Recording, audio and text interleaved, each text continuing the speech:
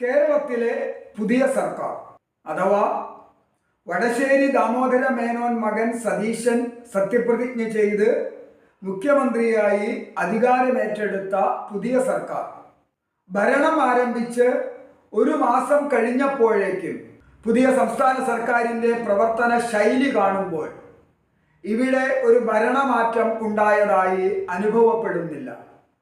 മറിച്ച് ഒരു ഭരണ തുടർച്ചയുടെ എല്ലാ ലക്ഷണങ്ങളും ഈ പുതിയ സർക്കാർ കാണിക്കുന്നുമുണ്ട്. മന്ത്രിമാരെ തിരഞ്ഞെടുത്തതു മുതൽ പിണറായി വിജയന്റെ അതേ ശൈലി തന്നെയാണ് വടശ്ശേരി ദാമോദര മേനോൻ മകൻ സതീശനും പാലിച്ചു പോരുന്നത്. പിണറായി വിജയൻ കഴിഞ്ഞ മന്ത്രിസഭ അധികാരമേറ്റപ്പോൾ എല്ലാ അധികായരും മന്ത്രിസഭയ്ക്ക് പുറത്തായിരുന്നു. ചിലർക്കൊന്നും തെരഞ്ഞെടുപ്പിൽ മത്സരിക്കാനുള്ള അവസരം പോലും ലഭിച്ചില്ല. ജി സുധാകരൻ, തോമസ് ഐസക്, ആനത്തലവട്ടം ആനന്ദൻ, ശൈലജ, എല്ലാ ജയരാജന്മാരും അങ്ങനെ കേരളത്തിലെ തലമുതിർന്ന CPIM നേതാക്കളെല്ലാം മന്ത്രിസഭയുടെയും നിയമസഭയുടെയും പുറത്തായിരുന്നു. പുതിയ VD സതീശൻ സർക്കാർ രൂപീകരിച്ചപ്പോഴും കോൺഗ്രസിലെ തലമുതിർന്ന പലരും മന്ത്രിസഭയുടെ പുറത്താണ്. മുഖ്യമന്ത്രി പദത്തിന് വരെ അർഹതയുണ്ടായിരുന്ന തിരുവഞ്ചൂർ രാധാകൃഷ്ണനെ ഒന്നും മിണ്ടാൻ കഴിയാത്ത സ്പീക്കർ പദവിയിൽ തളച്ചിട്ടു.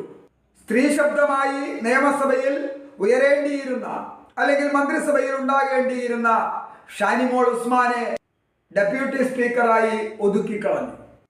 ഉമ്മൻചാണ്ടിയുടെ മകനായ ചാണ്ടി ഉമ്മൻ, ആര്യാടൻ മുഹമ്മദിന്റെ മകനായ ആര്യാടൻ ഷൗക്കത്ത്, കഴിഞ്ഞ ഇടതു സർക്കാരിന് ഏറ്റവും കൂടുതൽ തലവേദനയുണ്ടാക്കിയ മാത്യു കുഴൽനാടൻ, കോൺഗ്രസിന്റെ ആദർശമുഖമായി വളരുന്ന VT ബലറാം, അങ്ങനെ 11ഓളം പ്രമുഖർ മന്ത്രിസഭയുടെ പുറത്താണ്.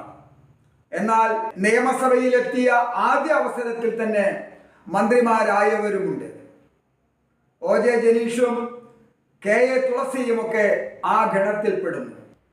അപ്പോൾ എന്താണോ പിണറായി വിജയൻ മന്ത്രിസഭ രൂപീകരിച്ചപ്പോൾ സ്വീകരിച്ച തന്ത്രം, അതുതന്നെയാണ് VD സതീശനും പയറ്റിയത്.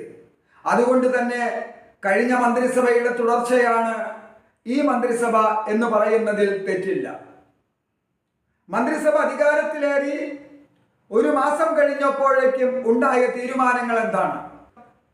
സാമ്രാജ്യത്വ സാമ്പത്തിക ഭീമന്മാരെ ഭാരതത്തിലേക്ക് ക്ഷണിച്ചു വരുത്തിയ ആഗോളവൽക്കരണ, ഉദാരവൽക്കരണ, സ്വകാര്യവൽക്കരണ സർക്കാരിൻ്റെ, കോൺഗ്രസ് സർക്കാരിൻ്റെ പ്രേതമായി സംസ്ഥാന സർക്കാരും പുനർജനിക്കുകയാണ്. അതുകൊണ്ടാണ് വിഴിഞ്ഞം തുറമുഖത്തിൻ്റെ വിഷയം ഇപ്പോൾ ഉയർന്നത്. കേവലം 3000 കോടി രൂപയോളം മാത്രം ചിലവഴിച്ച് അതിൻ്റെ പല മടങ്ങ് ഇരട്ടി പണമുണ്ടാക്കാൻ അദാനി ഒരു അന്താരാഷ്ട്ര വ്യവസായ ഭീമനെ കേരളത്തിൽ വാഴിക്കാൻ പോകുമ്പോൾ അതിനുവേണ്ട സകല ഒത്താശകളും ചെയ്തു കൊടുക്കാമെന്ന കരാറാണോ ഈ തെരഞ്ഞെടുപ്പ് വിജയത്തിൻ്റെ യഥാർത്ഥ സൂത്രം എന്ന് നമുക്ക് സംശയിക്കാം. എന്തിനാണ് പിണറായി വിജയൻ മന്ത്രിസഭയെ കേരളത്തിലെ ജനങ്ങൾ പുറത്താക്കിയത് എന്ന ചോദ്യം ഉയരും. സൗജന്യങ്ങളുടെ ബിസ്ക്കറ്റ് കഷണങ്ങൾ എറിഞ്ഞു കൊടുത്താൽ അവർ മൗനമായിരിക്കും എന്ന് പിണറായി വിജയൻ തെളിയിച്ചതാണ്. അതുകൊണ്ടാണല്ലോ കോവിഡ് കാലത്ത് കിറ്റ് കൊടുത്ത് വീണ്ടും അധികാരത്തിലേറിയത്. അതേ നയം തന്നെയാണ് സതീശനും. അധികാരത്തിലേറിയപ്പോൾ തന്നെ മാപ്രകളുടെ കൈകൊട്ടിക്കളിയോടെ ചില സൗജന്യങ്ങളൊക്കെ പ്രഖ്യാപിച്ചു. എന്നിട്ട് പിന്നീടെടുത്ത നടപടികളൊക്കെ തന്നെ പിണറായി വിജയനേക്കാൾ ധാർഷ്ട്യത്തോടെ പ്രഖ്യാപിക്കുകയാണ് ഉണ്ടായത്. വീര്യം കുറഞ്ഞ മദ്യം കേരളത്തിൽ വിൽക്കാനുള്ള അനുമതി, എന്നിട്ട് പറയുന്നത് അത് മദ്യനയത്തിലാണ് തീരുമാനിക്കുക. എന്നാൽ പിന്നെ ഒരു സാമാന്യ മര്യാദ ആ മദ്യനയം തീരുമാനിച്ചിട്ട് പോരെ ഈ നികുതി കുറയ്ക്കലും മറ്റും? വിൽക്കാൻ തീരുമാനമെടുക്കാത്ത ഒരു വസ്തുവിന്റെ നികുതി കുറച്ചു എന്ന് പറയുന്നത് എങ്ങനെ നമുക്ക് കൈയടിച്ച് സ്വീകരിക്കാനാകും? അപകടകരമായ ഒരു സാമൂഹ്യ വ്യവസ്ഥ ഇപ്പോൾ തന്നെ കേരളത്തിൽ നിലവിലുണ്ട്. കേരളത്തിന്റെ ഗ്രാമാന്തരങ്ങളിൽ ശീതളപാനീയങ്ങളുടെ മറവിൽ കൊച്ചുകുട്ടികളെയും സ്ത്രീകളെയും ഉൾപ്പെടെയുള്ളവർക്ക് വീര്യം കുറഞ്ഞ മദ്യം വിറ്റാൽ എന്തായിരിക്കും ഈ നാടിന്റെ അവസ്ഥ? അങ്ങനെ പിണറായി വിജയൻ സർക്കാരിന്റെ തുടർച്ചയാണ് താനെന്ന് കോർപ്പറേറ്റ് ഭൂമാഫിയ ലോബിയോട് സതീശനും പറയാതെ പറയുകയാണ്. ഇനി ഭൂപരിഷ്കരണം വരുന്നൂത്രേ, നെൽവയൽ സംരക്ഷണ നിയമത്തിൽ മാറ്റം വരുന്നൂത്രേ. എന്തായാലും ഈ സർക്കാർ 5 വർഷം തികയ്ക്കുകയില്ല എന്നതിൽ സംശയമൊന്നുമില്ല. അത് അവർ തമ്മിൽ തല്ലിട്ട് പിരിയും എന്നല്ല ഞാൻ പറഞ്ഞത്. ഇപ്പോഴത്തെ സാഹചര്യം മുന്നോട്ട് പോവുകയാണെങ്കിൽ BJP സർക്കാർ 3/2 ഭൂരിപക്ഷം എങ്ങനെയെങ്കിലും ഒപ്പിക്കും. അപ്പോൾ അവർ ഭരണഘടന തിരുത്തും. 2029 നടക്കുന്ന ലോക്സഭാ തെരഞ്ഞെടുപ്പിനോടൊപ്പം ഒരു രാജ്യം ഒരു തിരഞ്ഞെടുപ്പ് എന്ന BJPയുടെ പ്രഖ്യാപിത മുദ്രാവാക്യം നടപ്പിലാകും. അപ്പോൾ 2029 തന്നെ കേരളത്തിൽ തെരഞ്ഞെടുപ്പുണ്ടാകും. പിണറായി വിജയന്റെ 2ാമത്തെ സർക്കാർ അധികാരത്തിലെത്തിയപ്പോൾ കേസരി വാരികയിൽ എൻ്റെ ഒരു മുഖലേഖനം വന്നിരുന്നു. ഞാനതിൽ വ്യക്തമായി പറഞ്ഞിരുന്നു, ഇത് കേരളത്തിൽ അവസാനത്തെ ഇടതുപക്ഷ മന്ത്രിസഭയാണ് എന്ന്. പക്ഷെ ഞാൻ ആ പ്രസ്താവന പിൻവലിക്കുകയാണ്.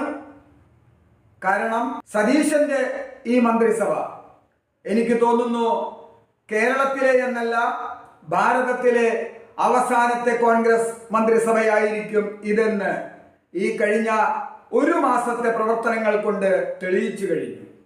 കേരളത്തിലെ VD സതീശൻ സർക്കാർ ഈ നിലപാട് തുടരുകയാണെങ്കിൽ ഞാൻ ആവർത്തിക്കുന്നു, ഇത് ഭാരതത്തിലെ അവസാനത്തെ കോൺഗ്രസ് സർക്കാരായിരിക്കും. ജനാധിപത്യത്തിന്റെ കരുത്ത് എന്ന് പറയുന്നത് ശക്തമായ ഒരു പ്രതിപക്ഷമാണ്.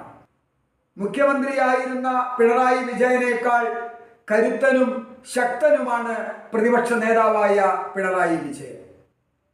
അദ്ദേഹത്തിനും കുടുംബത്തിനുമെതിരെ നടന്ന നിരവധി ആരോപണങ്ങളിൽ ഒന്നിലെങ്കിലും 1 ഇഞ്ച് മുന്നോട്ട് പോകാൻ കേരളത്തിലെ സംസ്ഥാന സർക്കാരിന് ഇതുവരെ കഴിഞ്ഞിട്ടുണ്ടോ? കഴിയുകയില്ല. കാരണം പിണറായി വിജയന്റെ തുടർച്ചയാണ് ഈ ഭരണവും. പക്ഷേ സതീശൻ പ്രതിപക്ഷ നേതാവായിരുന്നപ്പോൾ പ്രതിപക്ഷ നേതൃസ്ഥാനം അന്ന് നഷ്ടപ്പെട്ട രമേശ് ചെന്നിത്തല പരസ്യമായി പറഞ്ഞ പല കാര്യങ്ങളും നിയമസഭയിൽ പറയാൻ സതീശൻ തയ്യാറായിരുന്നില്ല.